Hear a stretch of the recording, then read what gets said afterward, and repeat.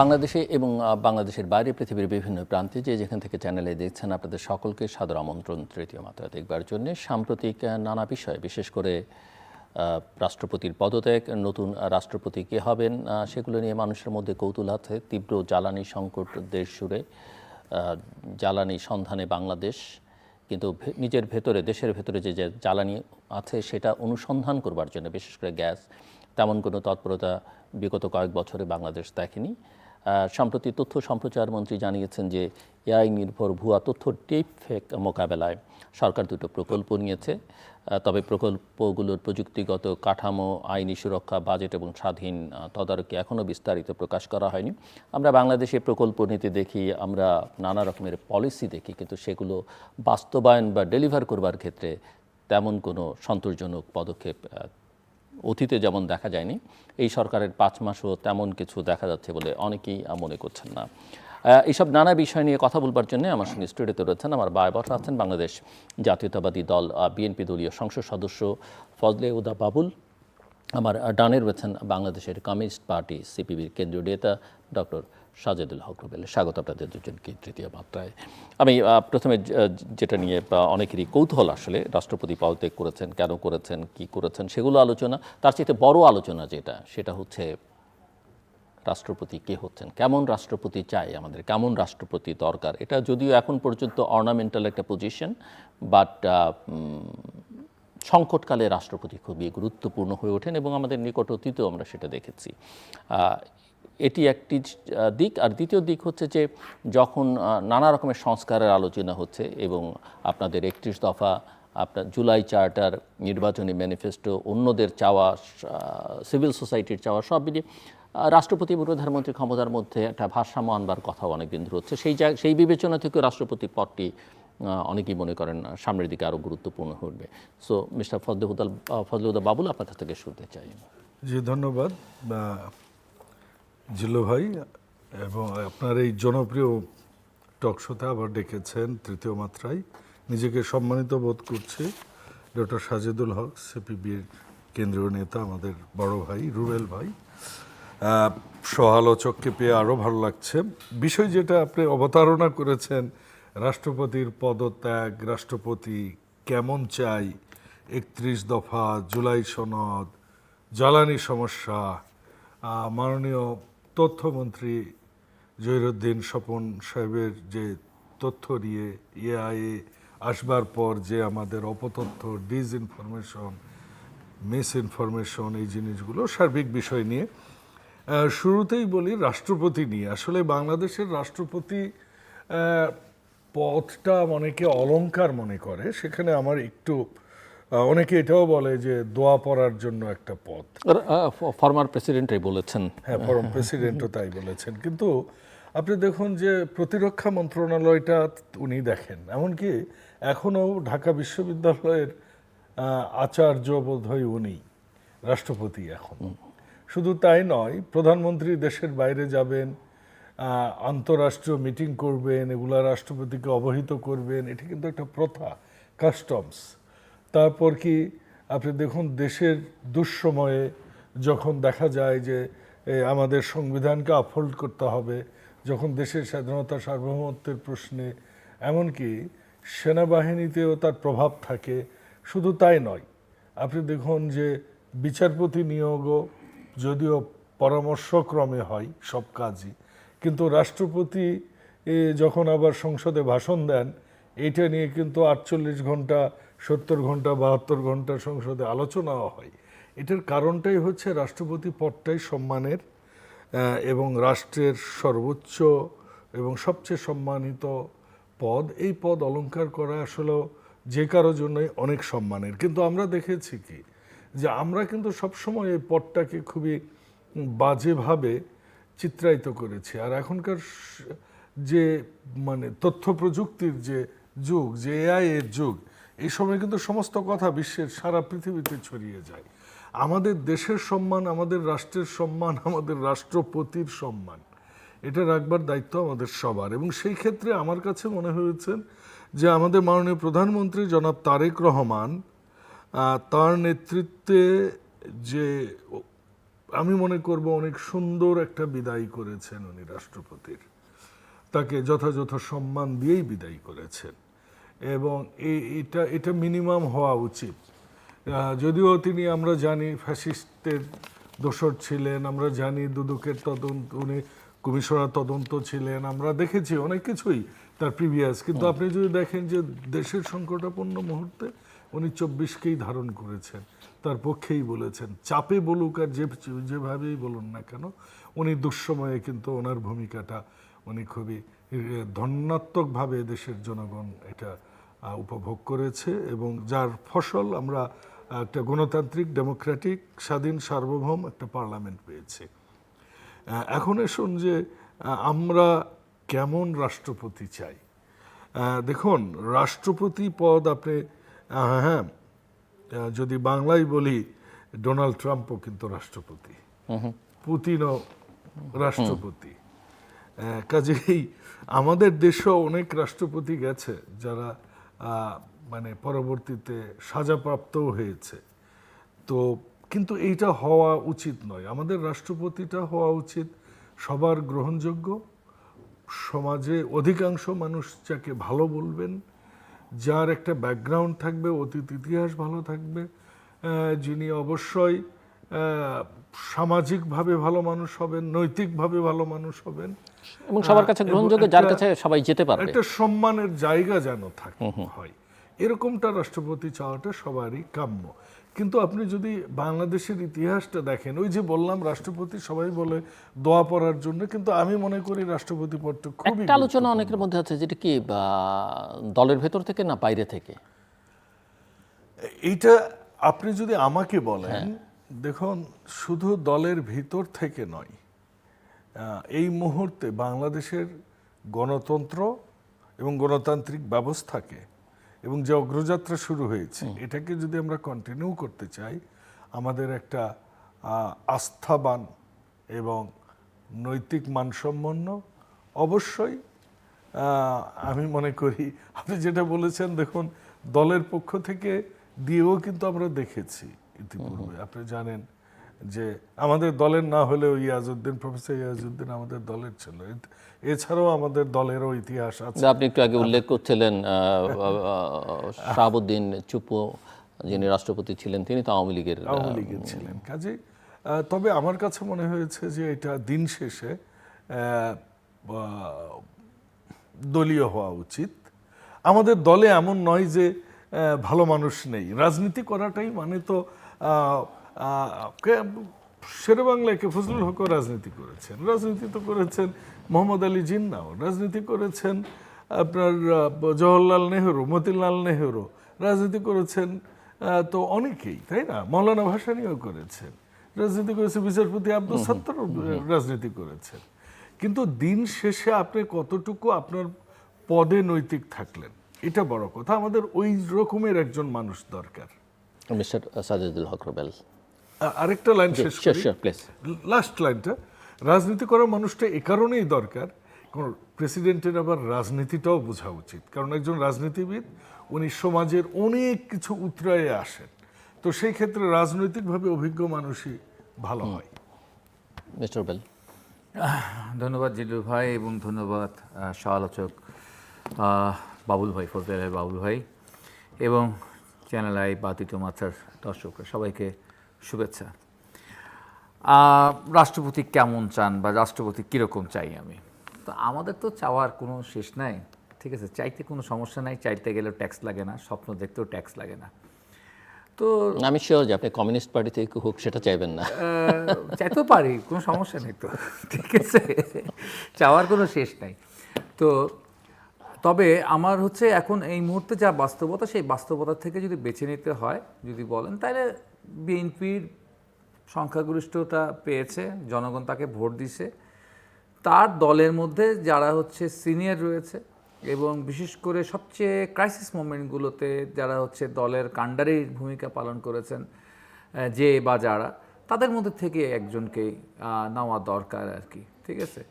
এবং এই ক্ষেত্রে বাংলাদেশের পার্সপেক্টিভে অনেক সময় দেখা যায় যে এখানে নানা রকম ব্যাপার স্যাপার হয়। এক সময় আমরা দেখেছি 96 সালে একটা জাতীয় ঐক্যমত সরকার করে তারপর দেখা গেছিল শাহাবুদ্দিন বিচারপতি শাহাবুদ্দিনকে রাষ্ট্রপতি করেছিলেন, একদম চেষ্টা করেছে যে একটু ভিন্ন ফ্লেভার যুক্ত করতে। তো ওটা উপর দিয়েই হয়েছে আর কি, সুপারফিশিয়ালি হয়েছে, ভেতরে আসলে কিছুই হয়নি। তবে এখানে বেসিক একটা ব্যাপার মনে রাখতে হবে যে 90-এর গণঅভ্যুত্থান এবং 91-এর সেই সংশোধনীর পর বাংলাদেশের যে সংসদীয় পদ্ধতির সরকারের যে যাত্রা, সেই যাত্রার মধ্য দিয়ে আমরা যেটা করেছিলাম যে আমরা তো আগে প্রেসিডেন্টদের বিরুদ্ধে লড়াই করতাম। হ্যাঁ, যখন আমি ছাত্র আন্দোলন করতাম, আমরা আমাদের বড় ভাইরা ছাত্র আন্দোলন করছে হচ্ছে প্রেসিডেন্টদের বিরুদ্ধে। তো স্বৈরাচার প্রেসিডেন্টকে উৎখাত করার পর আমাদের একটা ধারণা হলো যে পার্লামেন্টারি ডেমোক্রেসি, এবং পার্লামেন্টারি ডেমোক্রেসিতে এক মাথা দিয়ে চলবে না, 300টা মাথা থাকবে, এবং এখানে একটা খুবই গণতান্ত্রিক পরিবেশের মধ্যে দিয়ে বাংলাদেশে পশ্চিমা ধাঁচের একটা গণতান্ত্রিক দেশে বাংলাদেশ রূপান্তরিত হবে। সেই প্রত্যাশাতেই তো যাত্রা শুরু। কিন্তু কালে কালে দেখা গেছে যে প্রাইম মিনিস্টাররা অত্যন্ত ক্ষমতাসীন হয়ে গেছেন। আসলে ওটা সংবিধানের সমস্যা ছিল না, পার্লামেন্টের সমস্যা ছিল না, সমস্যা ছিল আমাদের সংস্কৃতির সমস্যা ছিল। ফলে আমরা টিভি চ্যানেলকে বলতাম সাহেবের বাক্স, তারপর দেখলাম যে সাহেব বিবির বাক্স, এবার হয়ে গেল বিবি গোলামের বাক্স, সাহেব বিবি গোলামের বাক্স হয়ে গেল। মানে দেখা গেল সাহেব নাই কিন্তু সাহেব তন্ত্র রয়ে গেল, স্বৈরাচার নাই, স্বৈরতন্ত্র আস্তে আস্তে আরও বিকশিত হয়ে সর্বশেষ 24-এ প্রকট অবস্থা ধারণ করলো আর কি। তো এটার পর যেটা মনে হয়েছিল যে বাংলাদেশ রাষ্ট্রটাকে যদি আবার গণতান্ত্রিকভাবে মেরামত করতে হয় তাহলে একটা পাওয়ার অফ ব্যালেন্স দরকার, এবং সেই ব্যালেন্সের ক্ষেত্রে রাষ্ট্রপতির কিছু ক্ষেত্রে রাষ্ট্রপতির ক্ষমতাকে বাড়ানোর কতগুলো প্রস্তাব আলোচনা এসছে। কিন্তু আমার কাছে মনে হচ্ছে সেই প্রস্তাবগুলো অনেকটা হলো যে জোর করে যে প্রধানমন্ত্রীর ক্ষমতাকে আটোসাটো করে দাও, প্রধানমন্ত্রীর ক্ষমতাকে কাটল করে দাও, সেটা না করলো। যাই হোক, এখন যে জায়গাটা এসছে হয়তো এটা ভিন্ন আলোচনা হতে পারে, ভিন্ন সাবজেক্ট এজেন্ডা হতে পারে, যে সংশোধন না সংস্কার। ওই আলোচনার মধ্যে আমরা অনেক করেছি, আবার ভবিষ্যতে করব। আপাতত ওই আজকে না আলোচনার যাই। মধ্যে যেটাই হোক, দুইটা পথে যেই পথেই আপনি যান, 31 দফা দিয়ে যান আর আপনি জুলাই চার্টারে যান অথবা ম্যানিফেস্টোতে যান, জিহাদিকে যান, কিন্তু আপনার তো এখানে হচ্ছে একটা রিঅ্যারেঞ্জমেন্ট করতে হবে। রাষ্ট্রপতির যে গুরুত্বের জায়গায়, রাষ্ট্রপতির যে মর্যাদার জায়গায়, তার যে কার্যক্ষমতার জায়গায়, সেই জায়গায় তো কিছুটা একটা রিঅ্যারেঞ্জ হবে এবং সে আরও গুরুত্বপূর্ণ জায়গায় চলে আসবে। এতকাল হয়তো আমাদের ব্রিটিশ ইয়ারদের মতো ছিল আর কি, তাদের একটা ডায়লগ আছে যে our king can't do any wrong, আমাদের রাজা কোনো ভুলই করতে পারে না, কারণ রাজা কিছুই করতে পারে না, রাজার কোনো ক্ষমতাই নেই। তো আমাদের রাষ্ট্রপতিরও কিন্তু কোনো ক্ষমতাই ছিল না, তো সে কোনো ভুলই করে না। তো রাষ্ট্রপতির এখন ভুল করার সুযোগ তৈরি হবে আর কি। যেহেতু রাষ্ট্রপতির ভুল করার অপশন আপনি দিবেন, রাষ্ট্রপতির ক্ষমতাটা একটু বাড়াইয়া দিবেন, ফলে রাষ্ট্রপতি চুজ করবার ক্ষেত্রে আগের মতো হচ্ছে একটা করে ফেললেই হবে না আর কি। হ্যাঁ, নানান রকম ঝুঁকি টুকি হবে। বিএনপির তো আবার ইতিহাস আছে, রাষ্ট্রপতি নিজের রাষ্ট্রপতি বদল করার ইতিহাস আছে, ঠিক আছে। মনে পড়ে 2002 সালে জুন মাসে আপনার ডক্টর বদরুদ্দোজা চৌধুরীকে বিদায় দিতে হয়েছিল, সে আবার বেড়ে গিয়ে আবার আরেকটা রাজনৈতিক দল তৈরি করছিল, সেই অভিজ্ঞতাও আছে।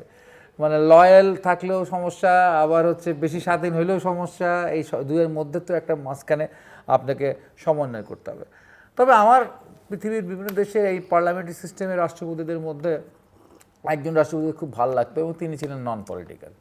কিন্তু নন পলিটিক্যাল হইলেও তাকে খুব বেশি এন্টি পলিটিক্যাল আমার কোনো দিন মনে হয় নাই। আমাদের দেশের সমস্যা হচ্ছে কি, আমাদের নন পলিটিক্যাল বা আমাদের সুশীল সমাজ অনেক সময় এন্টি পলিটিক্যাল হয়ে যায়।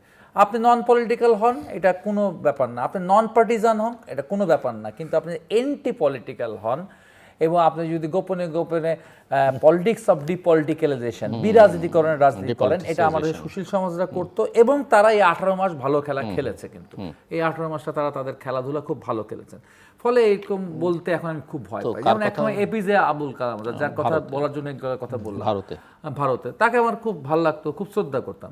তো ওই রকম মানুষ তো আমার দেশে নাই।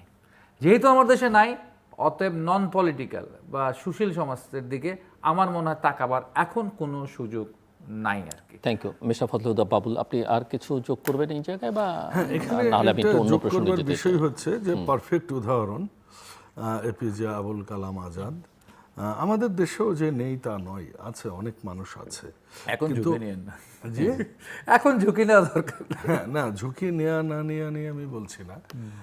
রাজনীতিতে ঝুঁকি প্রত্যেক দিনেরই ঝুঁকি, এবং রাজনীতিতে এটাও একটা রাজনীতির অংশ। কিন্তু বাংলাদেশের রাজনীতিটা একটু অন্যরকমই। আমাদের সাথে বড়জোর পশ্চিমবঙ্গ রাজনীতি ম্যাচ হয়। আর কোনো দেশের খুব একটা হয় না আমার দেখা মতে, কারণ আমাদের ভারতীয় উপমহাদেশের অনেক দেশেই আমার যাবার অভিজ্ঞতা হয়েছে, এমনকি দিল্লির সাথেও মিল হয় না, কিছুটা পাঞ্জাবের সাথে হয়, সাউথের সাথে তো নাই। তো এইখানে আপনাকে অবশ্যই এই দেশের মাটি মানুষের সাথে পরিচিত মানুষই লাগবে এবং সে মানুষটা এখানকারই হতে হবে। আমরা কিন্তু 18 মাসে দেখেছি, আমরা বাইরে থেকে লোক এনেও কিন্তু আমরা 8 মাসে কিছুই তেমন করতে পারিনি, দিন শেষে একটা খিচুড়ি বানিয়েছিলাম আমরা। এবং আমার কাছে এখন মনে হয়েছে ডেমোক্রেসিটাকে আমাদের অনগোয়িং করা উচিত। এটা আমার হিসাব বিজ্ঞানের একটা প্রিন্সিপাল হচ্ছে গোয়িং কনসার্ন কনসেপ্ট, মানে আমাদের ধরে নিতে হবে যে business will not finish in 2 years or 3 years, it will be a going concern concept. So the politics, this democratic system should be on a going concern and the people should decide. President যিনি হোক উনি তো সংসদের মাধ্যমেই হবেন, আর একদম অপ্রিয় সত্য কথা হচ্ছে এটা নিয়োগ দিবেন আমাদের মাননীয় প্রধানমন্ত্রী। মাননীয় প্রধানমন্ত্রীর আমার মনে হয়েছে যে নিয়োগ দিবেন মানে তিনি যাকে চাইবেন আর তিনি যাকে চাইবেন, নিয়োগ তো আর ভোটের মাধ্যমে থ্যাংক ইউ। তো আমার মনে হয়েছে উনি ভালো মানুষকেই চাইবেন, উনি যথার্থ মানুষকে। একটা বিষয় বোধহয় আমাদের মানে আমি যদি মিস্টার রুবেলের কথা বুঝে থাকি তাহলে যে বাংলাদেশের বাস্তবতায় অতিরিক্ত সুশীল দিয়ে আসলে রাজনৈতিক কর্মকাণ্ড চলে না। আমি ঠিক ওইটাই বুঝাতে চেয়েছি যে রাজনীতিটা জনগণের সঙ্গে সম্পৃক্ত একটা বিষয় এবং এটা বোঝার জন্য আসলে রাজনীতিবিদ দরকার। এখন এর মধ্যে যা ভালো অপশনস আছে সেটা অনেকে মনে করেন। আমি একটু দেশের সাম্প্রতিক জ্বালানি সংকট একটু আপনাদের সঙ্গে কথা বলতে চাই এবং খুব ছোট্ট করেই এই পর্বটা শেষ করতে চাই। এই সংকটের কারণ কি এবং এই যে সংকটটা হবে, এই সংকটের জন্য প্রস্তুতি কি আমাদের সরকারগুলোর, আমি এই সরকারের কথা বলবো না, কখনো ছিল বলে মনে হয়, বা আজকেও যেগুলো সলিউশন হিসেবে দেখা হচ্ছে সেগুলো কি পিসমিল সলিউশন নাকি লং টার্ম সাস্টেইনেবল সলিউশনের পথ খোঁজা হচ্ছে? জি ধন্যবাদ। একটা খুবই সময় উপযোগী বিষয়। বাংলাদেশের বিগত 10, 15, 20 বছর কোনো সরকারই সাস্টেনেবল জ্বালানি নিয়ে কোনো নীতিমালা থাকে কিন্তু কোনো পদক্ষেপ হয়নি। সাস্টেনেবল পদক্ষেপের প্রথম পদক্ষেপ হওয়া উচিত হচ্ছে যে আপনার অন্তত 3 থেকে 4 মাসের মজুত থাকবে, যেটা কখনোই 20-25 দিন, বড় জোর 1 মাস কোনোদিনও ক্রস করেনি। দ্বিতীয় হচ্ছে সাস্টেনেবলের আরেকটা ক্রাইটেরিয়া উচিত যে আমাদের যা আছে তা আমরা মানে প্রতিনিয়ত সেটা অনুসন্ধান করছি কিনা, আর কি আছে। তৃতীয়ত হচ্ছে আপনি দেখবেন যে 15-20 বছর আগে কিংবা বিএনপির লাস্ট টার্মেও অনেক বায়োগ্যাস প্ল্যান্ট আমরা দেখেছি ছোট ছোট ঘরে, বর্জ্য থেকে। সাডেনলি সেটাতে আমরা দৃষ্টিপাত করিনি দীর্ঘদিন, প্রায় 15, 17, 18 বছর। তো এতে করে কি হয়েছে, এখন কিন্তু আজ থেকে 20 বছর আগে কিন্তু সব ঘরে ঘরে বিদ্যুৎ ছিল না। এখন কিন্তু ওই যে আপনার একটা ডায়লগ দিতে হবে 100% বিদ্যুতায়ন এলাকা, তো ওইটা করতে যে এখন সবাই বিদ্যুৎ। এবং এই যে বিদ্যুৎটা যে আমরা কিন্তু কিনে আনি, এই কনসেপ্টটা আমাদের, কারণ আমাদের জ্বালানিটা কিনে এনে বিদ্যুৎটা উৎপাদন করতে হয়। এই মুহূর্তে কিন্তু মাত্র 20 দিনের আছে মজুদ, আবারও আছে, আপনার পারচেজ অর্ডার দেওয়া আছে, বাট এটা কখনোই দিস ইজ নট দ্যাট মানে ভারসাম্য বা ইকুইলিব্রিয়াম স্টেজ না। এইটা মানে আমার চাহিদা এবং যোগান এবং বৈশ্বিক পরিস্থিতিতে অন্তত 90 থেকে 120 দিনের আমার মজুদ থাকা উচিত যদি আমি সিকিউর হতে চাই। কারণ আপনি দেখেন ইউক্রেন রাশিয়া যুদ্ধ চলছে দীর্ঘদিন থেকে, এখনো চলছে, অনগোয়িং। আপনি মধ্যপ্রাচ্যের সাথে যেটা হচ্ছে এটা কিন্তু আজকে নতুন হচ্ছে না। আবার গ্যাসের ক্ষেত্রে এই যে এলএনজি আমদানি নির্ভর, আপনার একটা জিনিস মিডিয়ায় খুব স্কিপ করা হয়েছে, আন্তর্জাতিকভাবেই করা হয়েছে, আমাদের দেশেও হয়েছে, সৌদি এবং ইয়েমেনের যে যুদ্ধটা, এটা কিন্তু আন্তর্জাতিক গণমাধ্যমে ওইভাবে আসেনি, আমাদের দেশেও এটা নিয়ে এমন কোনো চর্চা হয়নি। কিন্তু আমি যতটুকু দেখেছি এখানে একটা বিশাল কাহিনী ঘটে গেছে। তো কাজে মধ্যপ্রাচ্য অশান্ত থাকবে। আমার অভিজ্ঞতায় আমার 5 বছর ওখানে থেকে ব্যবসা আমি করিনি, অন্যের ব্যবসা আমি করিয়ে দিতাম, আমি চাকরি করতাম। তো আমার যেটা অভিজ্ঞতা, ওনারা যুদ্ধ লেগেই থাকবে। সো আমরা কি করব? আমাদের করা উচিত, আমাদের যে যা আছে, যে যদিও এই যে জামাত ইসলামের আমির, ওনার তো আবার আমিরে জামাত বলেন, তো উনি বলেছেন যে ঘরে ঘরে দুর্গ গড়ে তুলুন। তো আমি বলি ঘরে ঘরে আমরা সবাই সূর্যের তাপকে ব্যবহার করে, সূর্যের আলোকে ব্যবহার করে আমরা জ্বালানি তৈরি করি, এবং আমরা আমাদের যেসব অ্যাসেট আছে আমি মনে করি যেটা আমাদের বর্জ্য থেকে গ্যাস সংকট সমাধানের জন্য আমাদের অবশ্যই এটাও রিনিউয়েবলে যেতে হবে। সেটা হচ্ছে যে আমাদের প্রচুর, আমরা এখানে গরুর আমাদের বিশাল একটা ইন্ডাস্ট্রি হয়ে গেছে, এবং গরুর যে বর্জ্য এটা গ্যাসের জন্য খুবই, আমি আরডিএতে দেখলাম, আরডিএ বগুড়াতে, এখানে অন্তত 200টা পরিবার আবাসিক থাকে, অতিথিশালা আছে, মানে গেস্ট হাউস আছে, সেগুলোতে তারা নিজেরা প্রডিউসড গ্যাস তারা চুলায় সাপ্লাই দেয়। তো এটা কিন্তু খুবই সম্ভব, এবং আমি নিজেও এই ব্যবসায় যাচ্ছি, পরিকল্পনা হয়ে গেছে, ল্যান্ড অ্যাকোয়ার হয়ে গেছে। সো এটা আমাদের যে আলো বাতাস যেটা আছে আমাদের, সেটা নিয়ে অন্তত, পাকিস্তান কিন্তু 35% রিনিউয়েবল এনার্জি এখন, অথচ 2010, 11, 12-তে আমি দেখেছি 3 দিন ধরে মোটর বাইক নিয়ে বসে থাকে, ওদের ওই জেন গাড়ি নিয়ে বসে থাকে তেলের জন্য। আমার নিজের চোখে দেখা, করাচি, লাহোর, ইসলামাবাদ সব জায়গায় একই অবস্থা ছিল। এখন কিন্তু তারা 35% এনার্জি তারা রিনিউয়েবল এনার্জি প্রডিউস করে। সো আমাদের ওই জায়গায় যেতে হবে। ওদের ল্যান্ড অনেক আছে, কিন্তু আমাদের যাই আছে, আমাদের যে বিশাল নদীমাতৃক দেশ আমরা বলি, পানি থাক না থাক সেটা অন্য আরেকটা আলোচনা, পানির আলোচনা, কিন্তু আমরা তো অন্তত এই নদীতেও যদি আমরা সোলার দিয়ে বিদ্যুৎ সাপ্লাই দিই গ্রিডে, আমরা যদি এটাকে 35 না 25 করতে পারি আগামী 5 বছরে, এবারের বাজেটে কিন্তু ঠিক সেরকমই রাখা হয়েছে, সরকারের পরিকল্পনাও তাই। ধন্যবাদ। রুবেল, এক কথা যদি বলতে হয়, এরকম অবস্থা হইলো কেন? হইলো দুইটা নেগেটিভ নীতির জন্য। একটা হলো ভুল নীতি, আর একটা হলো দুর্নীতি। এবং আপনাকে ধন্যবাদ, আপনি একটা শব্দ ব্যবহার করছেন, সরকারগুলো। ঠিক আছে, এটা খুবই সিগনিফিক্যান্ট শব্দটা। মানে সরকার আমি ব্যবহার করা শুরু করব আরো কিছুদিন পরে। সরকারগুলো, এই সরকারগুলোর ভুল নীতি এবং আগের সরকারের ভুল নীতি সংশোধনের দায়িত্ব এই সরকারের সহ, তিনটা সরকার মিলে, এবং এরও আগে, এই সরকারের আগে বা হলো হাসিনা সরকারের আগেরও যে বিষয়গুলো আছে, সবগুলো মিলিয়ে ঝিলায় বলা যায় যে একের পর এক ভুল নীতি এবং তার সাথে রয়েছে দুর্নীতি। সেই কারণে আজকে আমরা জ্বালানি ক্ষেত্রে একটা চূড়ান্ত সংকটের মধ্যে পড়ে গেছি। আর একটা হলো যে রিসেন্ট যে আপনার গ্যাস সংকটের ক্ষেত্রে আমার মনে হয় ছোটোখাটো এই ব্যাপারেও একটা হামের টিকা নেই, যেমন একটা কৃতিত্ব আছে ইন্টারিম গভর্নমেন্টের, এই কৃতিত্ব রয়েছে হচ্ছে আপনার ইন্টারিম গভর্নমেন্টের, যে একটা FSU-তে এখন দেশ চলতেছে, একটা টার্মিনাল দিয়ে দেশ চলতেছে, দেশের সমস্ত গ্যাস একটা জায়গায়, একটা টার্মিনালে, এক্সেলারেটেড টার্মিনালে হচ্ছে সেখানে আসে, সেখান থেকে হচ্ছে পরবর্তীতে সেই LNG বাংলাদেশে ঢোকে। এই ব্যাপারটা একটা ট্র্যাপের মতো অবস্থা আছে। ওখানে একটা সামান্য ইলেকট্রিসিটি নিয়ে একটা শর্ট সার্কিট হয়েছে, একটা শর্ট সার্কিটে পুরো দেশের গ্যাস সাপ্লাই বন্ধ। এটা একটু আজব ব্যাপার, একটা মানে শর্ট সার্কিট হয়েছে, পুরো দেশের গ্যাস সাপ্লাই বন্ধ। তবে আমাদের মতো মানুষরা যারা একটু বেশি সন্দেহবাতিকতায় ভুগি আর কি, খুব নেতিবাচক চিন্তা করি আমরা, অনেক সময় দেখি কি, দেখেন এই যে পেট্রোল পাম্পে লম্বা লম্বা লাইন ছিল, হ্যাঁ, কেন লাইন ছিল? মধ্যপ্রাচ্যে যুদ্ধ, আমেরিকা ইরানে হামলা করছে, হরমুজ প্রণালীতে সংকট হয়েছে, ইত্যাদি ইত্যাদি ব্যাপারের কারণে তেল পাওয়া যাচ্ছিল না, লম্বা লাইন ছিল পেট্রোল পাম্পে।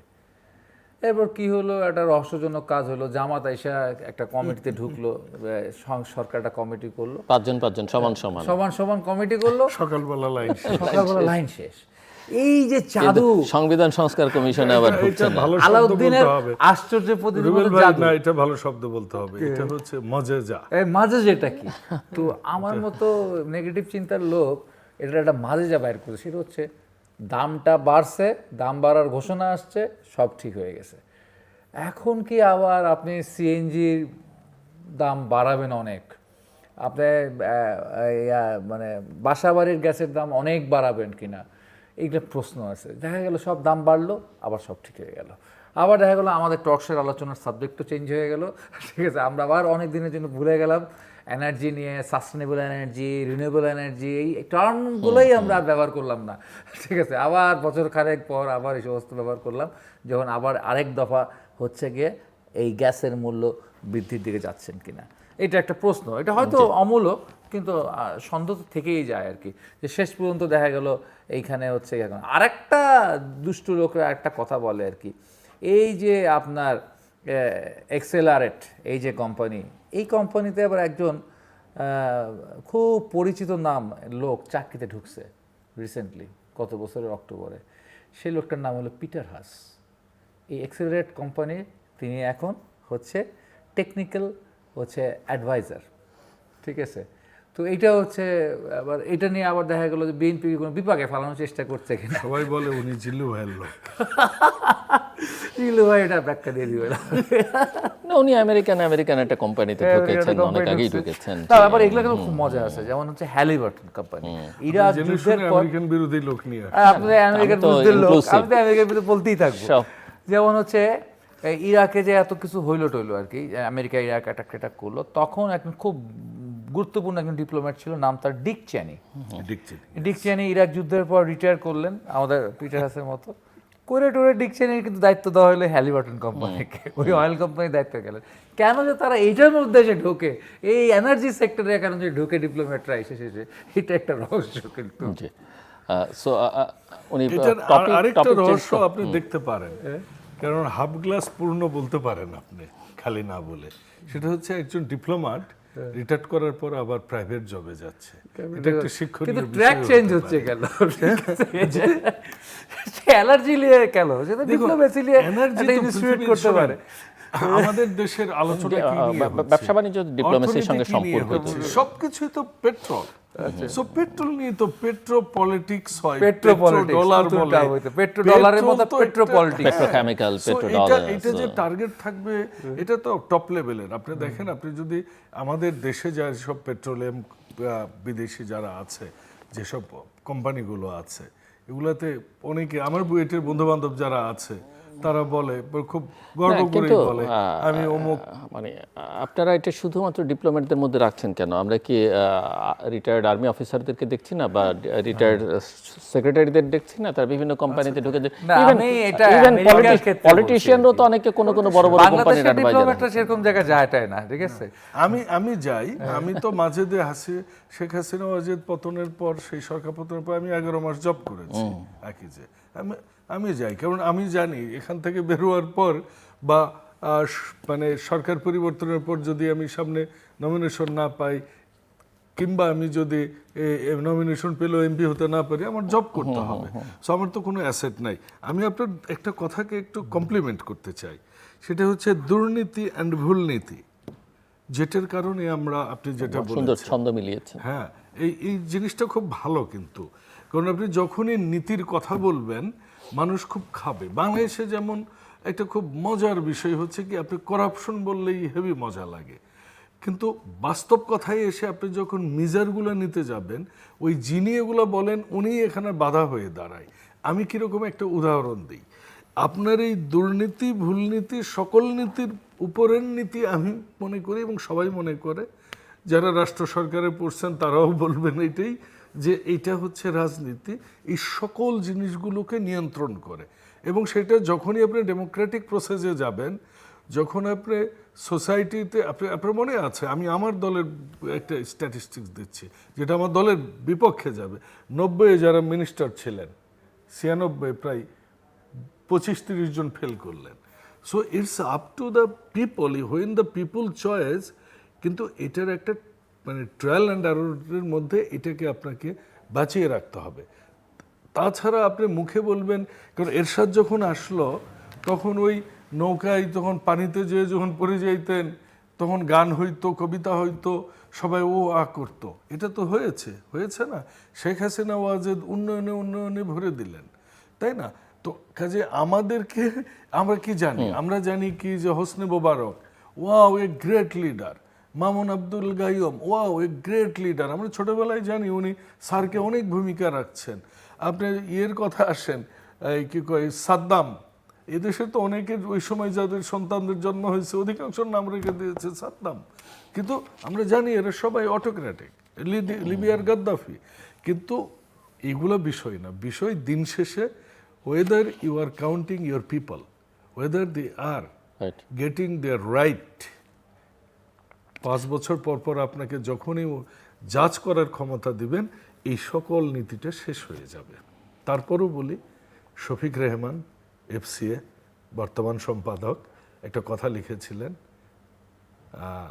2001-এর দিকে, সেটা হচ্ছে যে গণতন্ত্রের অপরিহার্য অথচ অনাকাঙ্ক্ষিত, সরি নট গণতন্ত্র, উন্নয়নের, তৃতীয় বিশ্বের জন্য উন্নয়নের অনাকাঙ্ক্ষিত অথচ অপরিহার্য উপাদান হচ্ছে দুর্নীতি। আমি মিস্টার সাজেদুল হক রুবেল, টপিকটা পাল্টানোর কথা বলছিলেন যে আমরা পাল্টে ফেলি, এখনই পাল্টে ফেলি আপনার আপত্তি না থাকতেছি। আর শুরুতে আমি উল্লেখ করেছিলাম যে ডিফেক এবং AI নির্ভর অপতথ্য, এটা আমরা সবাই জানি যে এখন নির্বাচন বলি, রাজনীতি বলি, ব্যক্তিগত সুনাম বলি এবং জাতীয় নিরাপত্তার জন্য এক ধরনের বাস্তব হুমকি হয়ে দাঁড়িয়েছে। এবং তথ্য সম্প্রচার মন্ত্রী বলেছেন যে সরকার এই বিষয়ে 2টো প্রকল্প হাতে নিয়েছে। সো আপনার কি মনে হয় যে এগুলো কি হুমকি মোকাবেলার জন্য যথেষ্ট হবে, নাকি এখনও এগুলো এক ধরনের অস্পষ্ট ঘোষণার মধ্যেই আছে? আমার মনে হয় এটা সরকারের জন্য খুব প্রয়োজন। মানে যখন যেই ক্ষমতায় থাকবে তার জন্য হচ্ছে গিয়ে একটা বড় চ্যালেঞ্জের জায়গা হচ্ছে সোশ্যাল মিডিয়া। আমি, আপনার মনে আছে কিনা, আপনি এখানে কোনো একটা তৃতীয় মাত্রার অনুষ্ঠানে প্রশ্ন করেছিলেন যে সরকার সবচেয়ে বড় কী সে পড়বে আর কি। তখন আমি বলেছিলাম যে বিএনপি যখন সর্বশেষ ক্ষমতায় ছিল সেই সময় সোশ্যাল মিডিয়া ছিল না, ফেসবুক ছিল না, ঠিক আছে? আমরা 8 সালে বোধহয় ফার্স্ট অ্যাকাউন্ট খুলছি ফেসবুকে। ফলে এই ফেসবুকটা যে কি ভয়ঙ্কর একটা ব্যাপার, সেটা কিন্তু বিএনপি রাষ্ট্র ক্ষমতায় থেকে সেটা উপভোগ করে নাই, বিরোধী দলের থেকে এইটার সুবিধা পাইছেন। ফলে তিনি যখন ক্ষমতায় এসছেন তখন তাকে কিন্তু এই চ্যালেঞ্জ মোকাবেলা করতে হবে। সেটা আমরা আজ থেকে আরও কয়েক মাস আগে, 4 মাস আগে আপনি এখানে আলাপ করছেন, আমরা আলাপ করছি। 4 মাস পরে ধরুন এখানে এসে এখন হচ্ছে সরকার আমাদের মতোই বোঝা শুরু করছে যে, কারণ এইখানে ব্যাপারটা হলো যে শুধু সত্য না, এখানে একটা হচ্ছে যে ইনফরমেশনের সাথে থাকছে মিস ইনফরমেশন, সাথে থাকছে ডিসইনফরমেশন, অর্থাৎ মিথ্যাকে বিশ্বাসযোগ্য জায়গায় নিয়ে যাওয়া, ঠিক আছে? একদম বিশ্বাসযোগ্য জায়গায় নিয়ে যাওয়া, এবং সেখান থেকে বলা যায় হলো আমার দেশে যত মবের ঘটনা ঘটেছে, ঠিক আছে, শুধু 5ই আগস্টের পরবর্তী না, এর আগেও 5ই আগস্টের পূর্বেও যত মবের ঘটনা ঘটেছে, যত ধরনের ঘটনা, তার সব কিছুর পিছে কিন্তু আছে হচ্ছে সোশ্যাল মিডিয়ার হচ্ছে গিয়া অপপ্রয়োগ। ফলে এই জায়গাটা নিয়ন্ত্রণ করতে হবে। কিন্তু এখন আপনি নিয়ন্ত্রণ করতে গিয়ে আপনি কি আবার হচ্ছে ডিজিটাল সিকিউরিটি অ্যাক্টের মতো আবার কালাকানুনের চর্চা করবেন, নাকি আপনি এখানে টেকনোলজিক্যালি হচ্ছে মানুষের কাছে মানুষকে একটু সাউন্ড করে দেবেন? যে এখন কিন্তু আমাদের যেটা হচ্ছে ফেসবুকে খুব কম দেখি, আর দেখলেও কোনো কিছু দেখলে পুরোটা বিশ্বাস করি না। আমি আবার হলে ওকে ফোন করি, হ্যাঁ বাবা এটা ফ্যাক্ট চেকে দিয়ে দেখো তো এটা কী হলো, হ্যাঁ আমাদের ছাত্র নেতাদেরকে ফোন করি যে এটা যে শুনলাম দেখলাম এটা কি ঠিক আছে, এখানে কি লাইক দেওয়া যাবে কি লাইক দেওয়া যাবে না, মানে এখন ওদের কাছ থেকে সাজেশন নিতে হচ্ছে আর কি। ওরা আবার দেখে থেকে বলে হ্যাঁ এইটা ফ্যাক্ট, এইটা বলতে পারেন, কমেন্ট করতে পারেন, বা এইটা কমেন্ট করেন না, এটা একদম হচ্ছে এই সোর্সটাই হচ্ছে খুব সোর্স। তো এক ধরনের, আপনি তো দেখি সাংবাদিকদের সিরিয়াস না এখন হচ্ছে আমাদের সিরিয়াস হতে হচ্ছে, এখানে আমরা ভুলও করছি, উল্টাপাল্টা লাইক দিয়েও হচ্ছে অনেক সমালোচনার শিকার হয়েছি ভেতরে বা বাইরে। তো সেই কারণে আমরা সিরিয়াস, কিন্তু এইরকম একটা বিষয় জনগণকে আসলে একরকম শিক্ষা দেওয়ার ব্যাপার আছে, এটা করে আপনি নিয়ন্ত্রণ করতে পারেন। আর যদি আপনি আবার নিয়ন্ত্রণ করতে চান হচ্ছে একটু মানে নিপীড়কের মতো, তাইলে আসলে নিয়ন্ত্রণ করতে পারবেন না। আপনি দেখেন যে শ্রীলঙ্কা বা নেপাল, বাংলাদেশ এবং দিল্লিতে কিছুটা এই আন্দোলনগুলো সিভিয়ার হয়ে যাওয়ার ক্ষেত্রে একটা বড় স্টিমুলেটরের কাজ করেছিল, ক্যাটালিস্টের কাজ করেছিল আপনার হচ্ছে ইন্টারনেটটা বন্ধ করে দেওয়া। হ্যাঁ, মনে করছে ইন্টারনেটটা বন্ধ করে দিলে হ্যাঁ সব ঠান্ডা হয়ে যাবে। কোথায়? কোনো কিছু ঠান্ডা হয় নাই। এটা যেমন ঢাকাতে যেমন ঘটেছে, কাঠমান্ডুতেও একই ঘটনা ঘটছে, ঠিক আছে? এবং দিল্লিতেও এরকম ঘটনা ঘটতে ঘটতে ঘটতে আবার ঘটলো না, সেটা দিল্লির পার্সপেক্টিভটা ভিন্ন, এই জন্য ভারতের পার্সপেক্টিভ ভিন্ন। সেটা বাংলাদেশের মতো ইউনিটেরিয়ান কান্ট্রি হলে একটা কথা ছিল। তো আপনার হলো সেই ক্ষেত্রে হচ্ছে এইটাকে হচ্ছে এই বিষয়টাকে মানে জনগণকে সাথে নিয়ে একটু প্রশিক্ষিত করে টেকনোলজিক্যালি সাউন্ড করে দিয়ে এই এআইকে ডিফেন্ড করা দরকার। কারণ এটা এমন হচ্ছে যে আমি বক্তৃতা দিচ্ছি, ঠিক আছে, এবং আমি দেখেছি আমাকে দু একজন পাঠাইছে আর কি, ধরুন আমি কোথাও একটা মানে বাংলায় কথা বলতেছি, দেখলাম যে আমার একটা ভিডিও পাঠাচ্ছে আমি ইংলিশে কথা বলি। আমি তো অবাক হয়ে গেলাম, আমি এবার ইংলিশে কবে কথা বললাম? আমি তো ইংরেজিতে কোনো টকশো করি না, কিন্তু আমাদের ইংরেজিতে কথা বলতেছি আমি।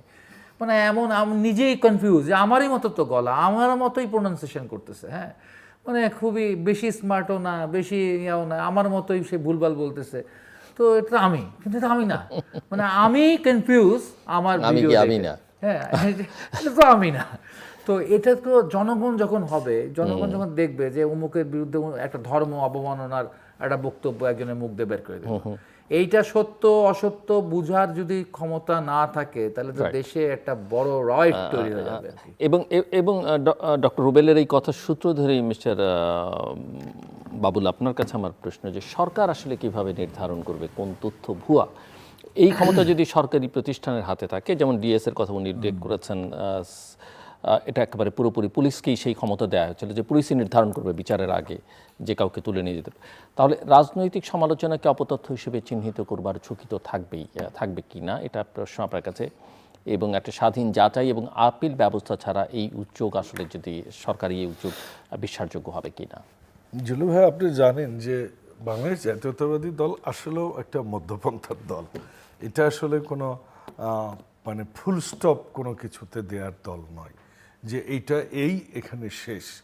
আবার এমনও নয় যে এটা যুগে যুগে এটা এর আদর্শটা চেঞ্জ করেছে। এটা যেইটা বাংলাদেশ জাতীয়তাবাদী দল ওইটাই আছে, আর ওইটার মর্ম কথাটাই হচ্ছে মুক্ত তথ্য প্রবাহ, গণমাধ্যমের স্বাধীনতা এবং সংবাদপত্রের স্বাধীনতা এবং বাক স্বাধীনতা, এবং যেটা আমি নিজেও এনজয় করি। আমি এত টকশো করেছি, আমাকে কেউ একবার বোধহয় সময় টিভি যখন বন্ধ হলো, আমি টকশো করে নামছি, নেমে আপনার এজেন্সির দৌড়ানিত গলির মধ্যে যে একটা ওই গলির চিপার চায়ের দোকানে বসে দুধ চা অর্ডার দিয়েছি। জীবনে দুধ চা খাই না, ওই দিন অর্ডার দিয়ে বসে দুধ চা খাচ্ছি। এনিওয়ে ফোন দিয়েছে, এই আজকেই তোমার কিন্তু সময়ের লাস্ট ডেট, সময় জানো না কি করে। যদিও আমি আমার নেতাকে খুব হাইলি প্রোটেকশন দিয়েছি ওইটাতে। তো যাই হোক, তো এছাড়া আমার চোখে পড়েনি যে কেন এটা বা ওইটা কীরকম। এবং শহীদ প্রেসিডেন্ট জিয়াউর রহমান যেরকম ৭৫ পরবর্তীতে এই সংবাদপত্রগুলোর সবগুলো চালু করেছেন, বহুদলীয় গণতন্ত্র, আসলে বহুদলীয় গণতন্ত্র বললেই আমরা ওই শব্দটার মধ্যেই এই স্বাধীনতাটা নিহত। এখন বিষয় হচ্ছে স্বাধীনতা মানে কি? স্বাধীনতা মানে তো আর সভ্যতা ভব্যতা শেষ করে আপনি যা ইচ্ছে তাই। আমি একজন সংসদ সদস্য, লুঙ্গি পরাটা অসামাজিক নয়, কিন্তু আমি লুঙ্গি পরে এখান থেকে বের হয়ে আমার বাসায় হয়তো যেতে পারবো না, কারণ সমাজ এটাকে এখন অ্যাকসেপ্ট করে। সমাজ দেখতে চায় অন্তত পাজামা পরে আছে আমার নেতাটা। সেখানে তো আমরা অনেক ধরনের ভাষা বলছি। একজন তো বলেই দিলেন, তার নাম নিচ্ছে না, নাম নিয়ে এটার মতো এমন নামই মানুষও নয়, তো বললেন যে ৩০০ জনই গুন্ডাকে তারেক রহমান নমিনেশন দিয়েছেন। তো এরকম কথা তো যে কেউ বলবে, এখন তার মুখ তো আর আমরা বন্ধ করছি না। তারপরে অনেক সমালোচনা হচ্ছে। এখন আপনি আমার এলাকায় গিয়েছেন, আপনি আমার সম্পর্কে বাজে কথা বলেছেন, আমার ফলোয়াররা জানে, তো আমার ফলোয়াররা তো আমাকে আপহোল্ড করার চেষ্টা করবেন। তো সেরকমটাও ঘটেছে অনেক জায়গায়। তো কাজেই বাক স্বাধীনতা রুদ্ধ করবার বিষয় নয়, কিন্তু ইদানিং সোশ্যাল মিডিয়ার যে মেনিয়াটা শুরু হয়েছে, বিশেষ করে বাচ্চাদের। আপনি জানেন অস্ট্রেলিয়াতে 16 বছরের নিচের বাচ্চারা সোশ্যাল মিডিয়া কিন্তু ইউজ করতে পারে না। তারপর আপনি ইন্দোনেশিয়াতেও পারেন। আমি কিছুদিন আগে ইন্দোনেশিয়া থেকে আসলাম, আমি ওইটা শুনে খুব ভালো লাগলো যে তাই নাকি। আমাদের কিন্তু বাচ্চারা সোশ্যাল মিডিয়া মানের কি ইন্টারনেট, আপনি অন্য জগতে ঢুকে গেলেন, he or she is knowing everything, যেটা অ্যাডাল্ট ছেলে জানলেও অনেক সময় ওটাকে ডাইজেস্ট করতে পারে না, তখন একটা ওই কিশোর বাচ্চা কিন্তু জানছে এটা। সো এইরকম পরিস্থিতিতে আমাদের কিছু কন্ট্রোলিং আনাটা খুবই জরুরি। নেপালেও কয়েকটা সোশ্যাল মিডিয়া তাদের মানে কন্ডিশন মিট আপ না করাতে সেগুলো তারা অফ করে দিয়েছে। আপনি জানেন যে চীনে তো এটা কোনো বিদেশি সোশ্যাল মিডিয়া এখানে তারা অ্যাক্ট করতে দেয় না। উইচ্যাট ছাড়া তারা আরও অনেক আছে, উত্তর কোরিয়া আছে, ইরান আছে, কিন্তু ওগুলাকে আমি ধরলাম না যে। কিন্তু আমাদের মনে হয়েছে ফার্স্ট বাচ্চাদের আমাদের মনে হয় যে তাদের পরিবার থেকে কন্ট্রোল করা উচিত, এবং এইটা নিয়ে একটা যে এজের যে একটা রেস্ট্রিকশন সেটা দেওয়া উচিত সোশ্যাল মিডিয়ায়, ইন্টারনেটে। দ্বিতীয় যে বিষয় সেটা হচ্ছে যে হ্যাঁ, ডিসইনফরমেশন, মিসইনফরমেশন এগুলো আমার মনে হয় যে প্রত্যেকটা লেভেল থেকে যার যার মতো করে এটাকে প্রোটেকশন দিতে হবে। আমার চেহারা ভালো নয়, আমি কালো মানুষ, আমার নেতারা ইআই যখন নতুন আসলো, আমার এলাকার লোকাল নেতারা, বিশেষ করে ছাত্র নেতারা আমার অনেক মানে পাউডার দিয়ে একদম সাদা ফর্সা হুদা বানিয়ে, কারণ তাদের কাছে ওইটাই সৌন্দর্য। সো তার জন্য আমি কয়েকজনকে ফোন টোন দিয়ে বললাম, এই এগুলো কী করছো, কেন, এটা তো অদ্ভুত রকম লাগছে। মানে না ভাই, এটা সবাই খুব পছন্দ করছে। সো আমি অফেন্ডেড ফিল করছি। আমি কয়েকজনকে বলবার পর আমি চিন্তা করলাম যে লেট ইট বি। আমরা তো এখন এমন একটা যুগে যে আমাদের ওই স্তরটা হয়েছে কিনা এটা নিয়ে প্রশ্ন আছে, প্রশ্ন তোলা উচিত আমাদের, weather we are ready for this or not. মানে আমরা কি 100% এডুকেটেড বললে আমরা বলি যে অক্ষর জ্ঞান সম্পন্ন, আমাদের কি ওই নৈতিকতা শিক্ষা আমাদের আছে সোসাইটিতে? আমাদের কি এডুকেশনাল লিডারশিপরা তাদের দায়িত্বটা পালন করছে? আমাদের কি রিলিজিয়াস লিডারশিপরা সোসাইটিটাকে কনসোল করার জন্য সেই দায়িত্ব কি তারা পালন করছে? আমাদের সাংবাদিকরা, আমাদের কবিরা, সাহিত্যিকরা, প্রশাসন দল না হয় বাদে দিলেন, তারা হয়ে গেল একটা সাইডের, কিন্তু যারা এই সমাজকে আফোল্ড করবার কথা তারা কি করছে? সো আমাদের ওই জায়গাগুলো আসবার পর আমার মনে হয় আরও অবারিত হওয়া উচিত এই তথ্য প্রবাহটা। কিন্তু ততদিন পর্যন্ত আমাদের এটাকে সেই স্তরে আনা উচিত যেটা ব্রিটিশরা এনেছে, যেটা উন্নত ইউরোপিয়ানরা এনেছে, আমাদের ওই জায়গায় আসা। এটা সবাই স্বীকার করে। কানাডা বোধহয় রিসেন্টলি রেস্ট্রিকশন দিয়েছে, কানাডা। এটা ঠিক যে ডিফেক্ট তৈরিকারীর বিরুদ্ধে ব্যবস্থা নেওয়া প্রয়োজন, কিন্তু এই যে কন্টেন্ট সরানো, অ্যাকাউন্ট বন্ধ করে দেওয়া বা মামলা করবার আগে যথাযথ বিচারিক একটা প্রক্রিয়া কিভাবে নিশ্চিত করা সম্ভব বলে আপনি মনে করেন? এটা হচ্ছে তো অনেক জটিল বিষয়, এবং যে কোনো কিছুর, যে কোনো প্রযুক্তির ভালো দিক আছে, মন্দ দিক আছে, আপনি কিভাবে ব্যবহার করবেন সেটা কাদেরকে দিয়ে কাজ করাবেন। আমাদের দেশে যে হচ্ছে প্রবলেম হচ্ছে, এটা সিভিল ব্যুরোক্রেসির ভিতরে যে সবসময় তো একটা সরকারের প্রতি সরকার তোষণের একটা ব্যাপার থাকে, খুশি করার ব্যাপার থাকে, হ্যাঁ, নেতাকে খুশি করার ব্যাপার থাকে, মন্ত্রীকে খুশি করার ব্যাপার থাকে, এবং এটা খুশি করতে গিয়ে এটা মানে বজ্রঘট লাগায় দেবে আর কি। ঠিক আছে, দেখা গেল যে কোনো সামান্য বিষয়ে স্যার আমি এটা এরকম করছি, ওটা করছি, তো এবং সেই ক্ষেত্রে আমার মনে হয় এটা খুবই আলাদাভাবে কাজটা শুরু করতে হবে। অর্থাৎ আমার হচ্ছে এটা র্যাবকে দিয়ে না, এটা পুলিশকে দিয়ে না, ঠিক আছে, এইটা একটা হলো সোশ্যাল মিডিয়া ইন্সপেকশনের জন্য এক ধরনের আলাদা একটা মানে মানুষদেরকে নিয়ে কাজ করতে হবে, যারা হচ্ছে বিষয়টাকে মানে মিশন হিসাবে নেবে, যে এটা শুধুমাত্র আমার একটা এই মুহূর্তের এক্সিস্টিং সরকারকে রক্ষা করার দায়িত্ব না। ঠিক আছে, আমার যে দায়িত্ব সেটা হচ্ছে জনগণকে যে বিভ্রান্ত করতে চাচ্ছে, জনগণের মধ্যে যে ক্যাওয়াস তৈরি করা বা জনগণের মধ্যে প্রচণ্ড অস্থিতিশীলতা, অশান্তি তৈরি করার যে বিষয় আছে সেটাকে আমরা ডিফেন্ড করতে চাই। ঠিক আছে, হ্যাঁ, ডেমোক্রেসিতে হচ্ছে গিয়ে অবশ্যই সমালোচনা থাকবে, ঠিক আছে, হয়তো একটু বাড়াবাড়ি কথা বলা হবে, 300 জনকে গুন্ডা ডেকে বসছে, হ্যাঁ, এটা একটা বাড়াবাড়ি, কিন্তু 10-20 জন যে গুন্ডা নাই তা তো না, 10-20 জন তো গুন্ডা আসেই, থাকতেই পারে, এবং সেটা তো আবার বলার সাহস থাকতে হবে, সেটাও সুযোগ থাকতে হবে যে আমি যদি নাই বলতে পারি যে ভাই যে 3 জন আপনার গুন্ডা, কিন্তু আবার ঢালাওভাবে গুন্ডা বলাটাও তো ঠিক না। ঢালাওভাবে গুন্ডা বলতে হলে প্রমাণ করতে হবে যে আসলে সে আবার গুন্ডা। ঢালাওভাবে গুন্ডা বললে একটা হয় কি, এই জনগণ কিন্তু এত বোকা না, জনগণের কাছে ওই বক্তৃতা দিছে 300 জন গুন্ডারে নমিনেশন দিছে, এইটা বলার পর যে দিছে তার ব্যক্তিগত জনপ্রিয়তা এবং তার দলের জনপ্রিয়তা কি বাড়লো, আপনি হিসাব করে দেখবেন, ঠান্ডা মাথায় বিবেচনা করে দেখবেন, খোঁজ দেবেন, খবর নেবেন যে জনপ্রিয়তা তাদের ধস হচ্ছে, তারা ধস হচ্ছে। কোথায় তারা ছিল 24 সালে আগস্ট মাসে, আর আজকে কোথায় তারা নেমে আসছে। এবং তারা নেমে আসছে হচ্ছে এই সোশ্যাল মিডিয়াতে, তারা উল্টাপাল্টা কিছু করে তারা দেখছে সোশ্যাল মিডিয়ায় তার টিআরপি বাড়তেছে, লাইক বাড়তেছে, ফলোয়ার্স বাড়তেছে, তারা মনে করছে হয়ে গেছে সব কিছু, ঠিক আছে। কিন্তু সোশ্যাল মিডিয়ার ব্যাপারটা তো আমরা দেখে আসছি যে কোনো একটা কর্মসূচি দিলে যত লাইক পড়ে তত লোক তো মিছিলেও আসে না, ঠিক আছে, তত লোক তো তাদের মিছিলে আসে না যত লোক হচ্ছে ওই কর্মসূচিতে লাইক দেয়, ঠিক আছে। তো সোশ্যাল মিডিয়াতে যত লোক লাইক দেবে তত লোক ভোটও দেবে না তাদেরকে।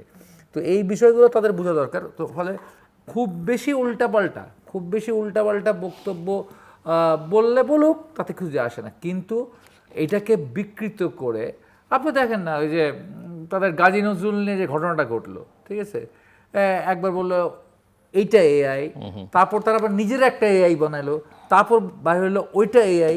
এই এআই করতে করতে তো মানুষের মাথাই নষ্ট হয়ে যাবে। লাস্ট কোন জায়গায় এসছে আপনি জানেন? কোন জায়গায় গেল লাস্ট এটা এসছে, আমি জিটিভিতে গতকাল টক শোতে ছিলাম, জামাতের এক এমপি বলতেছেন ওনার নাতনি হন। আচ্ছা, যাই হোক, আমরা প্রসঙ্গে ফিরে আসছি। আমি তো তো সেই ক্ষেত্রে হচ্ছে গিয়ে আমার মনে হয় ব্যাপারটা আমরা প্রচলিত বিগত সরকার বা হচ্ছে হাসিনা সরকার যেভাবে ডিল করছে, শুধু সেভাবে যদি ডিল করতে চাই তাহলে বিপদ হবে। আবার ইউনূস সরকারের মতো একদম সব কিছু ছাইরা যদি দেন তাহলে তো চরম আরেকটা বিপদ হবে। আমার আপনার কাছে যেটা জানবার, যে প্রধানমন্ত্রী তারেক রহমানের চীন সফর আমরা দেখলাম এআই সংক্রান্ত নলেজ এবং টেকনোলজি কোঅপারেশনের বিষয়ে আলোচনা হচ্ছে। তো চীনা প্রযুক্তির বিষয়ে পজিটিভ দিক যেমন আছে, নেগেটিভ উদ্বেগ ও অনেকের আছে। তো চীনা প্রযুক্তি গ্রহণের ক্ষেত্রে নজরদারি, ব্যক্তিগত গোপনীয়তা এবং রাষ্ট্রীয় নিয়ন্ত্রণের ঝুঁকি, সেটা কি ধন্যবাদ আপনাকে। আরেকটু বলি, ডক্টর সাজেদুল ভাই উনি একটু আশ্বস্ত হতে পারবেন। এই বিষয়টা ডিসইনফরমেশন, মিসইনফরমেশন, আরেকজনের মানে কি বলবো চরিত্র হনন করা, এই জিনিসগুলো নিয়ে সংসদে ব্যাপক আলোচনা হয়েছে। এবং ফরচুনেটলি আমরা দীর্ঘদিন পর, এটা আমার দলের এই কারণে বলছি না, ওনার সাথে আমার কোনো ব্যক্তিগত সম্পর্কও নেই, জহিরুদ্দিন স্বপন মাননীয় মন্ত্রী, তথ্যমন্ত্রী, আমার মনে হয় আমরা এই প্রথম খুবই ট্যালেন্টেড এবং এই রিলেটেড মানুষ পেয়েছি মাননীয় মন্ত্রীকে। শুধু তাই নয়, প্রতিমন্ত্রী মহোদয়ও খুবই অ্যাক্টিভ, খুবই সিরিয়াস। আমি নিজেই ওনাদেরকে অনেক প্রশ্নবাণে বিদ্ধ করেছি, এটা অনেক ভাইরালও হয়েছে, বিটিভির কত আয়, এগুলা নিয়ে অনেক কথা হয়েছে। বাট আমি খুবই আশাবাদী এবং সংসদে এটা নিয়ে অনেক আলোচনা হয়েছে এবং সেটা আমি মনে করছি আগামী সংসদে এই রিলেটেড আলোচনা হবে এবং ফার্দার সেটা এজেন্ডায় আসবে এবং সেটা আমরা একটা আইনের দিকে ধাবিত হব। বাট দিন শেষে আবার কি জানেন, দিন শেষে আপনার প্রশ্নে আমি আসছি, এই বেশি সময় শেষ করবার কি জানেন, প্রত্যেকটা প্রযুক্তিরই পজিটিভ দিকই বেশি থাকে। অ্যাটম বোমা তো বানানো হয়েছে, ব্যবহার করবে কিভাবে, কি আপনার বাসার টেলিভিশনের রিমোট আছে, আপনার ছোট বাচ্চাকে আপনি কোন চ্যানেলটা দেখাবেন, রিমোটটা তো আপনার হাতে। তো ওই ক্ষেত্রে আমি ওই চায়নাটাতে আসছি। চায়না নিয়ে ভয়ের কিছু নেই, চায়না কিন্তু এখন পৃথিবী শাসনই করছে প্রায় অর্ধেকটা বিভিন্নভাবে, সেটা আফ্রিকান ইকোনমিতে বলেন, আমাদের সাবকন্টিনেন্টে বলেন। দিন শেষে ভারতও কিন্তু তাদের বাণিজ্য যদি দেখেন, তাদের স্টেটমেন্ট অফ অ্যাকাউন্টস দেখলে মনে হবে wow, what is this. So এইটাই বাস্তবতা যে আমাদের এই অঞ্চলে, এশিয়াতে চাইনিজ মডেল আমার মনে হয় কাজে দেয় এবং চায়নারা ব্যবসা বান্ধব, তারা রাজনীতির চেয়ে ব্যবসাটাকে বেশি গুরুত্ব দেয়। তাদের যে প্রযুক্তি আমাদের মনে হয় যে আমাদের দেশের জন্য ভালো হবে। আমরা তো দেশের ভালো চাচ্ছি, দেশের মানুষের ভালো চাচ্ছি। আপনি চাইনিজ কোন প্রযুক্তির কথা বলবেন? এখন তো চায়না সব কিছু বানাচ্ছে সারা, এবং অ্যাপেল চায়নাই কিন্তু প্রডিউস হচ্ছে। আগে হাঙ্গেরিতে হইতো, এখন তো প্রায় সবটাই চায়নাতে হচ্ছে, ভিয়েতনামে হচ্ছে। সো আপনার হোয়াই নট। সো আমার কাছে মনে হয়েছে এই সমঝোতা স্মারকটা বাংলাদেশকে আরেকটু বেটার জায়গাতেই নিয়ে যাবে। আমরা শেষের দিকে mister Rubel, closing remarks, 1-1.5 minute সময়। হ্যাঁ, ঠিক আছে, আমরা চায়না প্রযুক্তি গ্রহণ করব, কোনো সমস্যা নাই, সব প্রযুক্তি গ্রহণ করব। তবে পারবো কতটা সেটা আমার সন্দেহ আছে। আপনি তো এখন পর্যন্ত ART চুক্তি বাতিল করেন নাই, বাণিজ্য চুক্তি বাতিল করেন নাই, রিভিউ করেন নাই। তো তো আপনি অনেক কিছু আমাদেরকে বোঝাচ্ছেন, আমরা খুব ভালো লাগছে শুনে শুনে, কিন্তু আসলে কি আমরা করতে পারবো? তাহলে কি বাণিজ্য চুক্তি অলরেডি নাল অ্যান্ড ভয়েড হয়ে গেছে? হ্যাঁ, এটাও একটা ব্যাপার আর কি। সবই করবেন, বাণিজ্য চুক্তিও করবেন, আমেরিকার সাথেও সম্পর্ক করবেন, আবার চীনের সাথেও করবেন, এবং জিও পলিটিক্যালি সামনের দিকে যে চ্যালেঞ্জটা আসতেছে, পররাষ্ট্র নীতি তো এইটাই, হ্যাঁ, আমরা সবার সাথেই এইরকম পররাষ্ট্র শেখ হাসিনা দেখাইছিল। হ্যাঁ, ইন্ডিয়া, চায়না, রাশিয়া, আমেরিকা সব গুলায় খেয়ে তারপরে সবার সাথে বিপদে পড়ে বন্ধুত্ব, আমাদের সবার সাথে বন্ধুত্ব। হ্যাঁ, কিন্তু সেই ক্ষেত্রে হচ্ছে কি আমার হলো যে বাণিজ্য চুক্তির যে ব্যাপারটা আছে, ওই ব্যাপারটা যখন আমাদের মাথায় আসে, তখন আমার না এই সমস্ত এই জিনিসগুলো খুব ভালো লাগে, কিন্তু কোনোটাই বিশ্বাস হয় না আর কি। ঠিক আছে মিস্টার ফজলে আমি সরি, আমি ওই তথাকথিত মানুষের মতো নিয়ে হেকলিং করলাম, বাট বাস্তব দিন শেষে কি জানেন, আপনাকে দুটোকেই লাগবে বাংলাদেশের জন্য। কারণ আমরা তো এখনো ওই ক্ষেত্রে আমরা তো সেলফ সাফিসিয়েন্ট নই, আমরা তো চায়না হয়ে উঠিনি, আমরা আমেরিকাও হয়ে উঠিনি, এমনকি আমরা সাউথ কোরিয়াও হয়ে উঠিনি। আমরা এখনো প্রত্যেকটা, আমাদের টর্চ লাইটও চায়না থেকে আসে। আমাদের পড়ালেখা আমেরিকায়, নর্থ আমেরিকায় পড়ে আসলে আমরা নিজেদেরকে খুব সম্মানিত বোধ করি। কাজে আমাদের যে জাতীয়তা বোধ, আমাদের যে শিল্প কারখানা, আমাদের যে সবচেয়ে বড় কথা যে নিজস্ব কর্মসংস্থান, আমাদের ব্রেন ড্রেন না হয়ে ইরানের যে সময় সায়েন্টিস্টরা বাইরে থেকে পড়ে ইরানে এসেছিল, আমাদের ওই রকম দিন সামনে যদি আসে, আমরা ভবিষ্যৎ প্রজন্মকে আসলে কর্মসংস্থান করতে পারবো, ভালো দিক দেখাতে পারবো। তো কাজেই আমি ওই আবারও বলছি, দেশপ্রেম, সুশিক্ষা, গবেষণা, নিজস্ব প্রযুক্তি উদ্ভাবন এবং পরবর্তী প্রজন্মকে স্বনির্ভর করার জন্য, যেটা শহীদ জিয়ার একটা অন্যতম একটা আদর্শ ছিলেন, এবং আমাদের একটা স্বনির্ভর বিষয়ক সম্পাদকও আছে বিএনপিতে। So we want to B self sufficient, সেরকম একটা স্বপ্ন দেখা। দর্শক, অনুষ্ঠানের শেষ প্রান্তে আমরা সামাজিক যোগাযোগ মাধ্যম ফেসবুক, এক্স এবং ইউটিউবে তৃতীয় মাত্রা লাইভ স্ট্রিম হচ্ছে, আপনারা দেখতে পারেন। টেলিভিশনের পর্দায় দেখতে না পারলে যে কোনো সময় যে কোনো স্থান থেকে ইউটিউবে তৃতীয় মাত্রা চ্যানেলটি সাবস্ক্রাইব করে এই পুরোনো পর্বগুলো আপনারা দেখতে পারেন। ডক্টর সাজিদুল হক রুবেল এবং মিস্টার ফজলে হুদা বাবুল, অসংখ্য ধন্যবাদ এই আলোচনা অংশ নেবার জন্যে। দর্শক, আমরা কেমন প্রেসিডেন্ট চাই এই প্রসঙ্গ তুলেছিলাম। আমার অতিথিরা যেটা বলছেন, মূল কথা হচ্ছে যে মোটা দাগে ওনাদের চাওয়া একজন রাজনীতিবিদ প্রেসিডেন্ট হলে ভালো হয়। অবশ্যই তিনি যদি সজ্জন হন, তিনি যদি শিক্ষিত হন, মার্জিত হন, অভিজ্ঞতা সম্পন্ন হন, এবং সবার অ্যাক্সেস যদি দলমত পথ নির্বিশেষে সকলের অ্যাক্সেস যদি তার কাছে থাকে, সেরকম একজন মানুষ যেন রাষ্ট্রপতি হন, এবং যিনি রাষ্ট্রের মর্যাদাকে বাড়িয়ে তুলতে পারবেন। জ্বালানি সংকট নিয়ে কথা হচ্ছে, ভুল নীতি দুর্নীতির প্রসঙ্গ আলোচনায় এসছে, এবং আরও একটা বিষয় যে এই বিষয়ে যে দীর্ঘমেয়াদী পরিকল্পনা আমাদের থাকা দরকার, তার একটা অনুপস্থিতি আমরা লক্ষ্য করি। আমরা অনেক সময় পলিসি নিয়ে আলোচনা করি, পলিসি নিঃসন্দেহে গুরুত্বপূর্ণ, কিন্তু সেটাকে ডেলিভার করতে হবে, ইমপ্লিমেন্ট করতে হবে, সেই জায়গায় আমাদের দুর্বলতাটা লক্ষণীয়।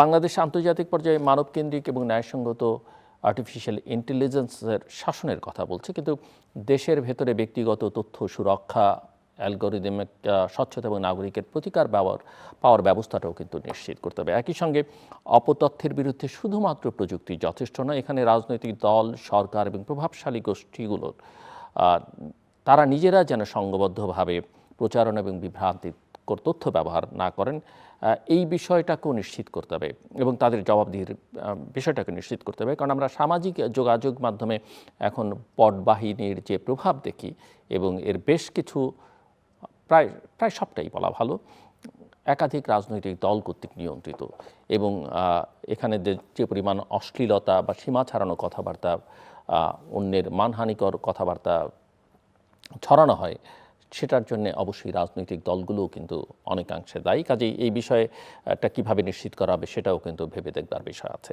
দর্শক, আমাদের সঙ্গে থাকবার জন্য অসংখ্য ধন্যবাদ। আপনাদের সবার জন্য শুভকামনা।